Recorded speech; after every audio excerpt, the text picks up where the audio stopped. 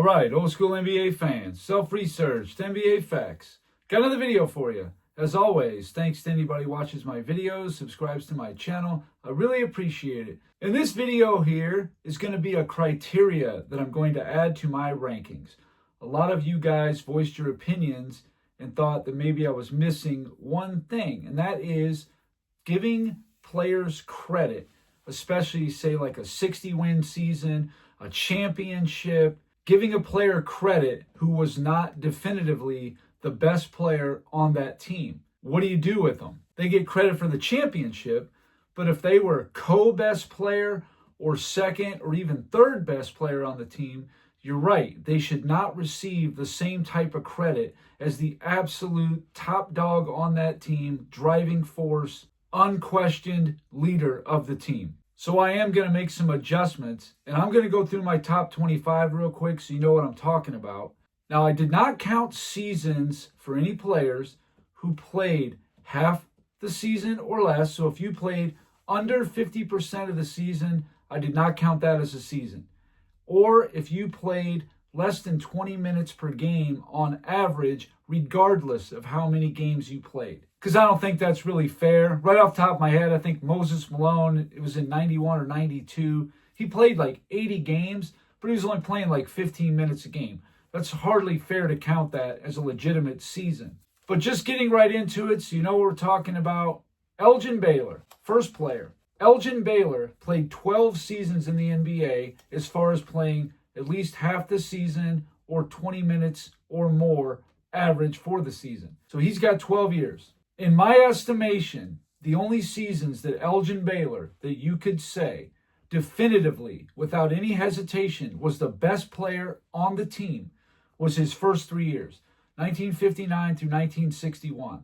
I believe after that, it's real hazy. And in some cases, it might even have been Jerry West was the best player, but it was very close to a co-best player. But I only got 3 out of 12 for Elgin Baylor, 25%.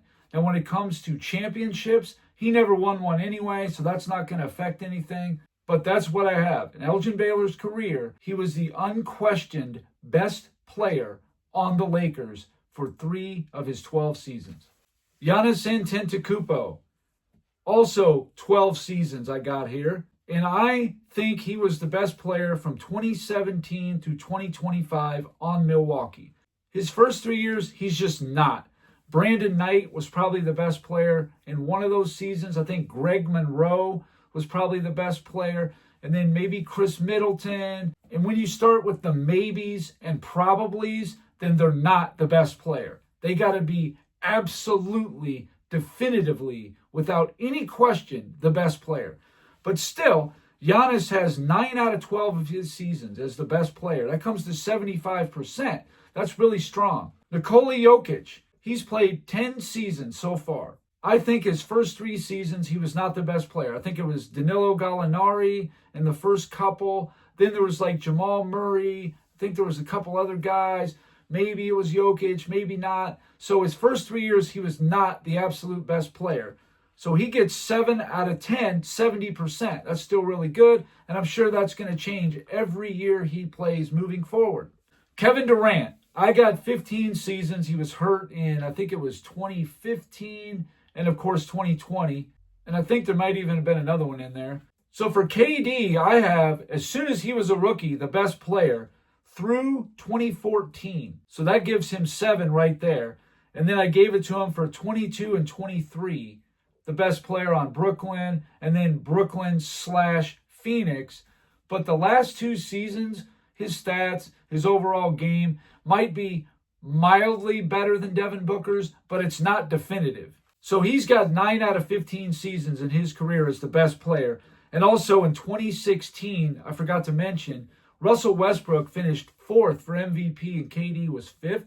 Now that's not necessarily means that Westbrook was the best player, but it's enough to throw it into question, and that's all you need. If there's any question at all, you're not the best player. 9 out of 15, 60% for KD. David Robinson, 13 seasons, the best player in my mind from 1990 to 96. He got injured in 97. Duncan came in 98, and it was basically like a co-best player for about the next 2 seasons. So Robinson is 7 out of 13, 53.84%, and he does not have any championships as the best player. Kevin Durant does not have any championships as the absolute best player. Forgot to mention, his years on Golden State, you can't say for sure he was better than Curry. Nikola Jokic has one championship as the best player, as does Giannis. Bob Pettit, he played 11 seasons from 1955 to 1965. The first 10 seasons, no doubt, Pettit was the best player. But the last season, it was probably Pettit, but it's just not as definitive as the other seasons. You got Lenny Wilkins, you got Zelmo Beatty, probably Pettit, but I can't say 100%. And there were other seasons where he had good players on his team, like Slater Martin and Cliff Hagan, but Pettit was clearly the best player. So that's 10 out of 11 for Bob Pettit. 90.9%. Very, very strong. And he's only got one championship, but as the best player. Kevin Garnett, 20 seasons I got for him. His first few seasons, like 96, 97, 98, he's not definitively the best player. You got Tom Gugliotta, you got Stephon Marbury, there's Isaiah Ryder in there. But I would say after about 1999 through 08, I gave him on Boston, even though it was a big three. To me, he was definitively the best player. He won Defensive Player of the Year. I think he was either the runner-up or third for MVP. Clearly, KG was the best player on the 08 Boston. But after that, it definitely gets hazy and muddied. And he comes to 10 out of 20 for 50%. He has one championship as the best player. Karl Malone, this one's pretty nuts, actually. I got 19 seasons for Karl. The only years he was not definitively the best player was his rookie season, because Adrian Dantley was averaging almost 30 points a game, and his last season on the Lakers in 04. But the 17 in between, no doubt. Stockton was always really good, but Malone was definitively better than John Stockton. So he's got 17 out of 19. That comes to 89.47%, which is really, really good, but he's got no championships. George Mikan, 7 seasons in the NBA. He played from 1949 to 1954, and then he sat out 55, came back for 56. He played enough games to qualify on my criteria as a season. But even still, he's got 6 out of 7 seasons as the best player, and he's got 5 championships. That's 85.71% of his seasons was as the best player, no question. But 5 championships as the best player, yeah, that's strong. And that may affect the ranking with Mikan. I may move him up for that. I don't know. I have to recalibrate everything now because I'm adding in another criteria, and it is one that's going to carry pretty good amount of weight. Oscar Robertson, 14 seasons from 1961, his rookie year, through 1970, basically his entire time on Cincinnati. There were a couple years in there where Jerry Lucas had some nice seasons, made All-NBA. But man, Oscar Robertson was averaging like 30 points a game. He was leading the league in assists. Really tough to say Oscar was not the absolute best player on Cincinnati. But as soon as he got to Milwaukee, no, that was over. It was Kareem. But even still, he's got 10 out of 14 for a 71.42% clip. That's really good. But he's got no championships as the best player. He did win one, but nowhere near as the best player. Even though he finished 5th for MVP, yeah, Kareem won the MVP, and there was a very sizable gap between the two players.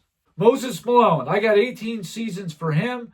I believe when he came in the ABA on the Utah Stars, definitely not clear he's the best player, or in 76 when he was on the Spirit of St. Louis. But as soon as he got to the NBA on Houston, those 6 seasons from 77 to 82, no doubt. In 83 on Philadelphia, no doubt, even with Dr. J on there. He was first team all defense. He led the league in offensive rebounds, total rebounds. He won the finals MVP, the league MVP, and swept the Lakers. And he personally smoked Kareem, so no question. And then I gave it to him in 1985. I thought there was a big enough gap between him and everybody else on the Sixers. And then in 87, his first year on the Bullets, same thing. But that's it. 9 out of 18 for 50%. That's good, but it's not amazing. one championship as the clear best player. Steph Curry, he played 14 seasons because he got injured in 2012 and 2020. And for me, his first 2 seasons, he was playing with Monty Ellis. It's not clear who the best player is. Monty Ellis was outscoring by like 5 points a game. Curry was shooting a little better field goal percent. It's not clear, so you can't give it to him. Then in 2012, he was injured, so that season doesn't count. 2013, it's either him or David Lee. David Lee was all NBA. Curry was not. And they played different positions, but it's not definitive. It may not be David Lee. It might still be Curry, but it is not clear. So it's got to go as a not the best player then. Co-best player doesn't count. But as soon as 2014 rolled around, yeah, he was unquestioned. 2014, 2015, 2016, when KD came in there, he was no longer the clear best player. He got injured in 2020. So the last 5 seasons, he's definitely been the best player on Golden State. So I got 8 out of 14 seasons for Curry. That comes to 57.14% with 2 championships as the clear best player. So far on this list, only George Mikan has more. Jerry West, in his 13 seasons, the only years you could definitively say Jerry West was without a doubt the best player on the Lakers was 1966 when Elgin Baylor got injured and he was only averaging like 16 points a game and West was basically doubling that. Okay, that season, no question. In 1970, Wilt only played 12 games. So you could say West was clearly the best player for the entire season there. But that's it. 2 out of 13. And a big reason for that is because of how good his teammates were. So 2 out of 13 is only 15.38%. The one championship he did win was not as the best player. Dr. J played 16 seasons. I got from 1973 to 82 as the best player, 10 consecutive seasons. His rookie year, you could say maybe it was Charlie Scott. I don't know, but it's too close to give it to Dr. J. 83, it was definitely Moses Malone. 84, it's close. 85, Moses. 86, it's close. And then you got Barkley in there, and the same thing with 87. But he does have 10 out of 16. That comes to 62.5. And depending on how much weight you put on ABA championships, he had 2 as the definite best player. And then his 1 in the NBA, it was Moses. So he's got 2. But they are ABA, depending on how you feel about that. LeBron James. I'm sure I'm going to get a little bit of pushback for this, but I thought I was pretty generous to LeBron. His rookie season, to me, it is not definitive he's the best player. He might have played the most minutes, took the most shots, but he was barely shooting 40%. He averaged like 20.9 points per game. But Carlos Boozer was giving you like 15.5 with over 10 rebounds. Ilgauskas was up there too. When you break it down into the analytics and the per 36 minutes, it's very close. It's not definitive LeBron's the best player. None of the guys were an all-star. I just thought it was too close to just give it to LeBron. It's not automatic on that season. But from 05 to 2010, absolute best player. 2011, it's shady because Dwayne Wade's scoring and his numbers are right there. And even on defense, you could say, oh, LeBron got first team all defense. He finished 9th for defensive player of the year. Wade was 12th, not too far behind him. They both made all NBA. Wade outscored LeBron in the playoffs and by a lot in the finals. So the season as a whole, it's not clear LeBron was the clear head and shoulders, far and away the best player. Not clear in 2011. Now, from 2012 through 2019, yes, it was LeBron James, those 8 seasons, no doubt about it. But as soon as Anthony Davis came into town in 2020, the last 6 years, no, it is not clear that LeBron was the best player on the Lakers. You could say he maybe was, or even probably. I don't think so. I thought Davis was at least as good as LeBron, if not better. But I'm just saying, it's too close. No way I can give that to LeBron. But I'm giving him 14 out of 22 seasons. And that comes to 63.63%. It's actually pretty good. But as the definitive best player, he's got 3 championships, 2012, 2013, and 2016. 2020, I just can't give it to him. AD won AD was top 5 for MVP, first team All-NBA, first team All-Defense. I think he was second or third for Defensive Player of the Year. It's clear he was one of the 2 or 3 best players in the NBA. How on earth could you definitively say, oh yeah, LeBron was better than Anthony Davis? Davis led the playoffs in scoring. I don't know about that one, so I can't give it to LeBron. Not that one. But he still got 3, though. Shaquille O'Neal, in his 17 seasons, his first 3 years, 93, 94, 95, no question. 96, he missed a quarter of the season, and Penny Hardaway went 18-3 during Shaq's absence.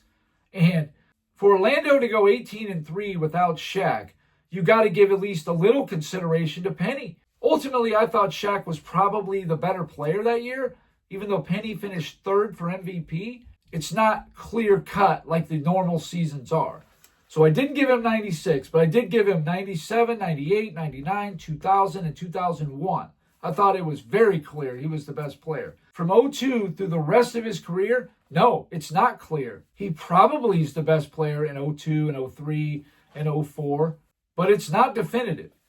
And then when he got to Miami, you got Dwayne Wade. Then when he got to Phoenix, you got Steve Nash and Amari Stoudemire. And of course, Shaq is not as good as he was on the Lakers and all that. So all told for Shaq, he's got 8 out of 17, 47.05% with 2 championships as the definitive best player on the team. Tim Duncan, 19 seasons for him. I got him as the absolute best player on San Antonio from 2000 through 2008, 9 straight seasons. He came in the league. No, he was not the automatic best player on San Antonio because David Robinson was there. Even in 99, if I had to give it a percentage, I'd probably say 60% Duncan, 40% Robinson. If you look at box plus minus, Robinson led the league in it. You got the best player in the NBA in box plus minus. You can't just ignore that. The per 36 minutes, the analytics says David Robinson is very close to Duncan. Cannot give him 99. But from 2000, yes. 2000 to 08, he gets those 9. But then in 09, he starts to drop down a little bit and Tony Parker goes up. So it's not 100% Duncan. In 2012, Parker was top 5 for MVP.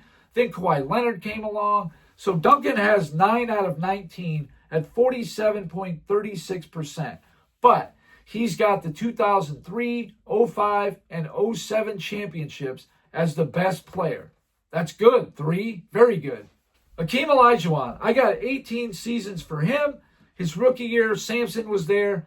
Too close to call. But from 86 to 97, those 12 seasons, absolutely, it was Olajuwon. Then from 98 to the rest of his career, no, he probably wasn't, or it was too close.